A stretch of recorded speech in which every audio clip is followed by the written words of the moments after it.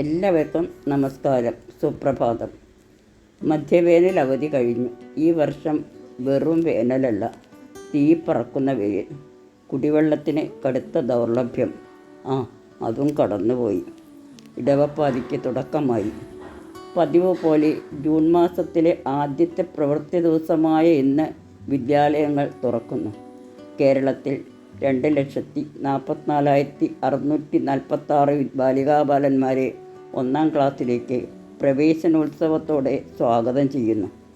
Class കയറ്റം കിട്ടിയവർക്ക് സഹപാഠികളെ കാണാനും അവധിക്കാലത്തെ വിശേഷങ്ങൾ പൊടിപ്പും തൊങ്ങലും വെച്ച് പറയാനും ചുമലിൽ കൈവച്ചുകൊണ്ട് സ്കൂൾ ഗ്രൗണ്ടിലൂടെ മേഞ്ഞു നടക്കാനും ഉള്ള ദിവസം. കേരളത്തിലെ വിദ്യാഭ്യാസ നിലവാരം പരമാവധി ഉയർത്താൻ ശ്രമിക്കുമെന്ന് മുഖ്യമന്ത്രി പ്രവേശനോത്സവ വേളയിൽ പറയുന്നത് കേട്ടു. എൻ്റെ മനസ്സിൽ ഓർമ്മകളുടെ ചിത്രശാല തുറക്കുകയായി. അച്ഛൻ്റെ കൈപിടിച്ചാണ് ഞാൻ ആദ്യം തന്നെ സ്കൂളിലേക്ക് പോയത്. ഏട്ടന്മാരും അയൽപക്കത്തെ കുട്ടികളും പോകുന്നത് കൊണ്ട് സ്കൂളിൽ പോകാൻ വലിയ ആഗ്രഹമായിരുന്നു. എൻ്റെ പേരിനെ ചൊല്ലി ചെറിയൊരു സംശയമുണ്ടായിരുന്നു. സ്ത്രീധനത്തിൻ്റെ അസ്ക്യത ഇല്ലാത്തത് കൊണ്ടാണോ എന്തോ നായർ തറവാടുകളിൽ സ്ത്രീ സന്താനങ്ങൾക്ക് നല്ല ഡിമാൻഡായിരുന്നു. ഒരുപക്ഷെ സ്വത്തവകാശമായിരിക്കാം കാരണം. 2 പുരുഷ പ്രജകൾക്ക് ശേഷം ഇതൊരു പെണ്ണാവണേ എന്ന് എല്ലാവരും ആശിച്ചിരുന്നു അത്രേ. അച്ഛനും അമ്മയും ബേബി എന്ന് വിളിക്കാനായിരുന്നു തീർച്ചപ്പെട്ടിരുന്നത്. വല്യച്ഛൻ, എൻ്റെ അമ്മയുടെ അച്ഛൻ, ശ്രീരാമകൃഷ്ണ പരമഹംസരുടെയും വിവേകാനന്ദൻ്റെയും ഗ്രന്ഥങ്ങൾ മുഴുവൻ വായിച്ചു പഠിച്ച വ്യക്തിയായിരുന്നു. മകളുടെ ആദ്യ സ്ത്രീ സന്താനത്തിന് ശാരദാദേവി എന്നായിരുന്നു അദ്ദേഹം ഇട്ട പേര്. ആ പേരിൽ തന്നെയാണ് എൻ്റെ ജാതകം എഴുതപ്പെട്ടത്. പക്ഷേ എനിക്ക് പേരിടേണ്ട സമയത്ത് വന്ന കുഞ്ഞമ്മാമൻ പവനൻ അമ്മയുടെ കയ്യിൽ കൊടുത്ത കടലാസിൽ സരള എന്ന് എഴുതുകയും ആ പേര് തന്നെ വിളിക്കണമെന്ന് നിർബന്ധിക്കുകയും ചെയ്തു. ബേബി സരോജ തുടങ്ങിയ തമിഴ് സിനിമാ താരങ്ങൾ അരങ്ങ് വാഴുന്ന കാലമായിരുന്നു അത്. എന്നെ സ്കൂളിൽ ചേർത്തത് ബേബി സരള എന്ന പേരിലായിരുന്നു. പിന്നെ ഹൈസ്കൂളിൽ വെച്ച് SSLC സർട്ടിഫിക്കറ്റ് തയ്യാറാക്കാൻ വിശദവിവരങ്ങൾ കൊടുക്കുന്ന സമയത്ത് ഞാൻ അച്ഛനോട് നിർബന്ധമായി പറഞ്ഞു, അച്ഛാ, ഞാനിപ്പോൾ വലിയ കുട്ടിയായില്ലേ, ഇനി എൻ്റെ പേരിൽ ബേബി ഒഴിവാക്കണം. അച്ഛൻ സ്കൂളിൽ വന്ന് എഴുത്തെഴുതി ടീച്ചറുടെ കയ്യിൽ കൊടുത്തു. അന്ന് ടീച്ചർമാർക്കിടയിൽ അതൊരു ചർച്ചാ വിഷയമായിരുന്നു. കണക്ക് ടീച്ചറും മലയാളം ടീച്ചറും എന്നെ ടീച്ചേഴ്സ് റൂമിൽ വിളിപ്പിച്ച് പറഞ്ഞു, ബേബി സരള നല്ല പേരല്ലേ, എന്തിനാ കുട്ടി മാറ്റുന്നത്? ഏതായാലും ബേബി സരള എന്ന പേരിൽ ഞാൻ സ്കൂളിൽ പോകാൻ തുടങ്ങി. 5 മിനിറ്റൊന്നും വേണ്ട സ്കൂളിലെത്താൻ. കൂടെ പോവാൻ ഡിവേട്ടനും ബാലനും ഉണ്ട്. 2 കൊല്ലം കഴിഞ്ഞപ്പോൾ പുഷ്പയും കൂട്ടുവന്നു. 3/4 ഭാഗവും ഇടവഴിയാണ്. വാഹനങ്ങളെ ഒന്നും പേടിക്കണ്ട. ഇത്രയധികം വാഹനങ്ങളൊന്നുമില്ലല്ലോ അന്ന്. ഉച്ചയ്ക്ക് വന്ന് ഊണ് കഴിച്ച് പോകും. വഴിനീളെ കഥകൾ പറഞ്ഞുകൊണ്ടും സ്ലേറ്റ് മായ്ക്കുന്ന വെള്ളത്തണ്ട് ശേഖരിച്ചുകൊണ്ടും നടക്കും. സ്കൂളിലേക്ക് കുറച്ചുകൂടി ദൂരം വേണമായിരുന്നു എന്ന് ചിലപ്പോൾ ഞങ്ങൾ പറയും.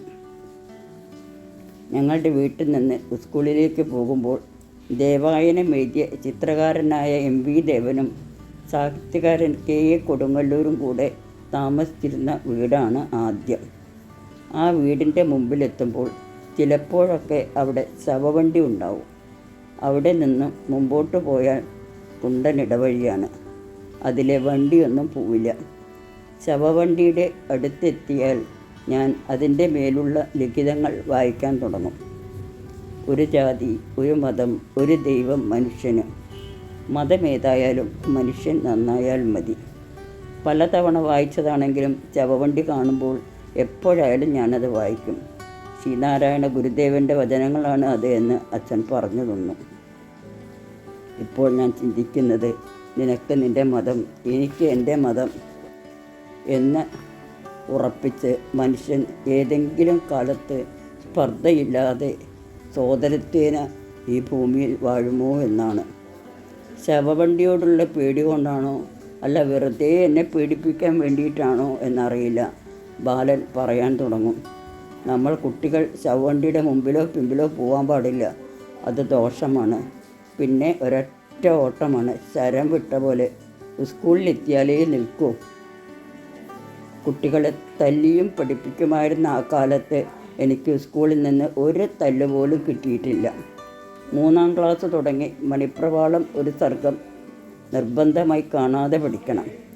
5-ാം ക്ലാസ്സിൽ കണക്ക് പഠിപ്പിച്ചിരുന്നത് സ്കൂൾ ഹെഡ് മിസ്ട്രസ്സായ കുഞ്ഞുലക്ഷ്മി ടീച്ചറായിരുന്നു. സർവകലാവല്ലഭയായ ടീച്ചർ പഠിപ്പിക്കാനും മിടുക്കിയായിരുന്നു. ടീച്ചർ സ്കൂളിൽ നടക്കുമ്പോൾ മലയാളം കവിത ചൊല്ലും. വൈദേഹി പോരേണ്ട പോരേണ്ട ബാലേ, വൈദാഹശാന്തിക്കുപായങ്ങളില്ലേ എന്നുള്ള വരികൾ ടീച്ചർ ചൊല്ലുന്നത് കേട്ടാണ് ഞാൻ പഠിച്ചത്. 5-ാം ക്ലാസ് കഴിഞ്ഞാൽ 6-ാം ക്ലാസ് അന്ന് ഫസ്റ്റ് ഫോം എന്നാണ് പറഞ്ഞിരുന്നത്. വേറെ സ്കൂളിലാണ് പഠിക്കേണ്ടത്. തൻ്റെ വിദ്യാർത്ഥികൾ അവിടെ എത്തിയാൽ ഏത് സ്കൂളിലാണ് പഠിച്ചത് എന്ന് ചോദിക്കാൻ ഇടവരരുത് എന്ന് എപ്പോഴും പറയാറുണ്ടായിരുന്ന ടീച്ചർ വഴിക്കണക്ക് പഠിപ്പിക്കാൻ പ്രത്യേകം ശ്രദ്ധിച്ചിരുന്നു. ആ കാലത്ത് ഞാൻ ചെയ്തുകൊണ്ടിരുന്നൊരു ദ്രോഹത്തെപ്പറ്റി ചിന്തിച്ച് ഞാൻ പിന്നീട് ദുഃഖിച്ചിട്ടുണ്ട്. ടീച്ചർ കണക്ക് തന്ന ഉടനെ സ്ലേറ്റിൻ്റെ ഒരു ഭാഗത്ത് തെറ്റായി ചെയ്യും, പിന്നെ മറ്റേ ഭാഗത്ത് ശരിയായി ചെയ്യും. തെറ്റായി ചെയ്തത് എല്ലാവർക്കും കാണാൻ തക്കവണ്ണം സ്ലേറ്റ് നിലത്ത് കമിഴ്ത്തി വയ്ക്കും. എൻ്റെ ഇടത്തും വലത്തും ഇരിക്കുന്നവർ ധൈര്യമായി അത് നോക്കി പകർത്തും. ടീച്ചർ ആദ്യം നോക്കുന്നത് എൻ്റെ സ്ലേറ്റായിരിക്കും. അത് ശരിയുമായിരിക്കും. പക്ഷേ ഞാൻ തെറ്റായി ചെയ്ത കണക്ക് പകർത്തി എഴുതിയവർക്ക് തെറ്റിച്ചതിനുള്ള ശിക്ഷ ഏറ്റുവാങ്ങേണ്ടിയും വരും. ബാല്യം സുന്ദരമായിരുന്നു, സമ്പന്നമായിരുന്നു. ഇന്ന് പല പ്രഗത്ഭരും കിലോമീറ്ററോളം ചേമ്പില ചൂടി സ്കൂളിൽ പോയതിൻ്റെ വിവരണങ്ങൾ എഴുതിയത് വായിക്കുമ്പോൾ വായിൽ വെള്ളിക്കരണ്ടി അല്ലെങ്കിലും ഏതാണ്ട് അതുപോലെയൊക്കെ ജീവിക്കാൻ കഴിഞ്ഞതിന് ദൈവത്തിനോട് നന്ദി പറയുന്നു. അല്ലലും അലട്ടുമില്ലാത്ത ബാല്യം. പോയ കാലങ്ങൾ വീണ്ടിനി കിട്ടുകിൽ ഇപ്പാരിലെന്തു ഞാൻ സഞ്ചരിക്കാം. വിദ്യാഭ്യാസം ഒരു തുടർച്ചയായ പ്രക്രിയയാണ്. അത് ഒരു സൈക്കിൾ പോലെയാണ്. നിങ്ങൾ ചവിട്ടിയില്ലെങ്കിൽ അത് മുന്നോട്ട് പോകില്ല എന്ന് പറഞ്ഞത് ജോർജ് വി ആണ്. അത് ഞാൻ എപ്പോഴും ഓർക്കാറുണ്ട്.